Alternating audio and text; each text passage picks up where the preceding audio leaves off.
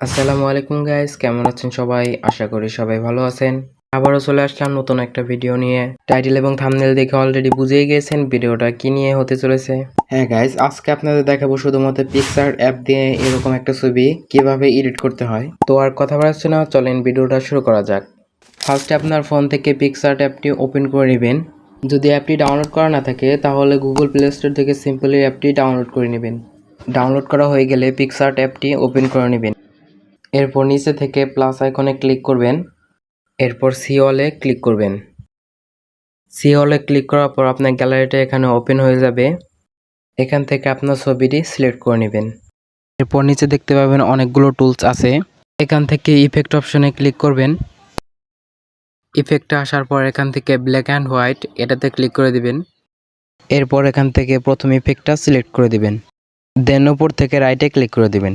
এরপর টুলসগুলো থেকে ড্র অপশনে ক্লিক করে দিবেন। এরপর কালারসে আসার পর ব্ল্যাক কালারটি সিলেক্ট করে দিবেন। এরপর সেটিংসে ক্লিক করে হার্ডনেসটাকে 1 এবং সাইজটাকে 45 করে দিবেন। এরপর ব্যাকগ্রাউন্ডটাকে ব্রাশ করে এরকম করে কালো করে নেবেন। আমি ব্যাকগ্রাউন্ডটাকে কালো করে নিচ্ছি। অলরাইট গাইস, আমার ব্যাকগ্রাউন্ডটাকে কালো করা শেষ। এরপর উপর থেকে লেয়ার অপশনে ক্লিক করে 3 ডটে ক্লিক করবেন।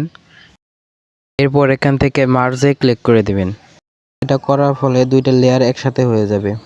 অলরাইট গাইস, এরপর নিচে থেকে অ্যাড ফটোতে ক্লিক করবেন। এরপর গ্যালারি থেকে এরকম একটা পিএনজি ইম্পোর্ট করে নেবেন। এরকম পিএনজি কোথা থেকে ডাউনলোড করবেন আমি ভিডিও শেষে দেখিয়ে দিব।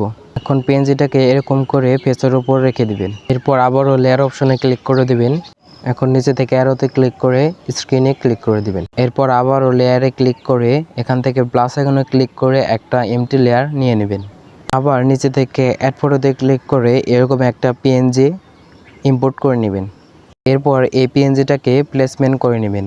এরপর আবারও লেয়ারে ক্লিক করে নিচে অ্যারোতে ক্লিক করে স্ক্রিন করে দিবেন। দেন আগের মতো করে আবারও একটা এমটি লেয়ার নিয়ে নেবেন। এরপর আবারও অ্যাড ফটোতে ক্লিক করে সেম পিএনজিটাকে ইম্পোর্ট করে নেবেন। এই পিএনজিটাকে প্লেসমেন্ট করে নেবেন। প্লেসমেন্ট করা হয়ে গেলে আবারও লেয়ারে ক্লিক করে এটাকে স্ক্রিন করে দিবেন। এখন এই তিনটি পিএনজিকে 3 ডটে ক্লিক করে একে একে মার্জ করে নেবেন, মানে একসাথে করে নেবেন। এরপর এখান থেকে স্ক্রিন করে দিবেন। পিএনজিগুলো একসাথে হয়ে গেলে নিচে এই অ্যারোতে ক্লিক করে মাল্টিপ্লাই করে দিবেন। তো ফাইনালি গাইস, দেখতে পাচ্ছেন আমাদের টেক্সট ফটো এডিটিং কমপ্লিট।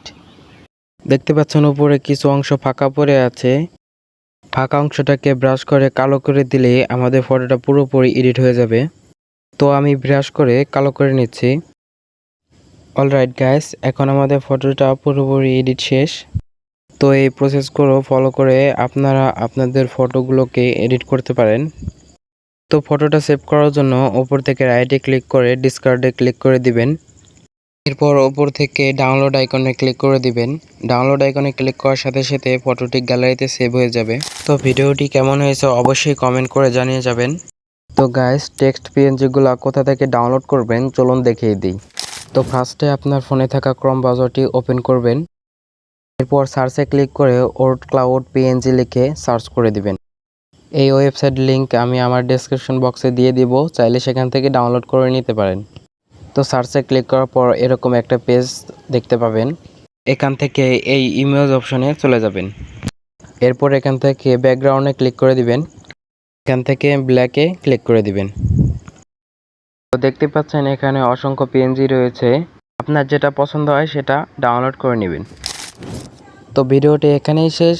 ভিডিওটা ভালো লেগে থাকলে একটা লাইক এবং চ্যানেলটাকে সাবস্ক্রাইব করে পাশে আসা বেল আইকনটি বাজিয়ে দিবেন, যাতে করে নতুন এডিটিং টিউটোরিয়াল ভিডিও আপলোড দিলে সবার আগে আপনার কাছে পৌঁছায়।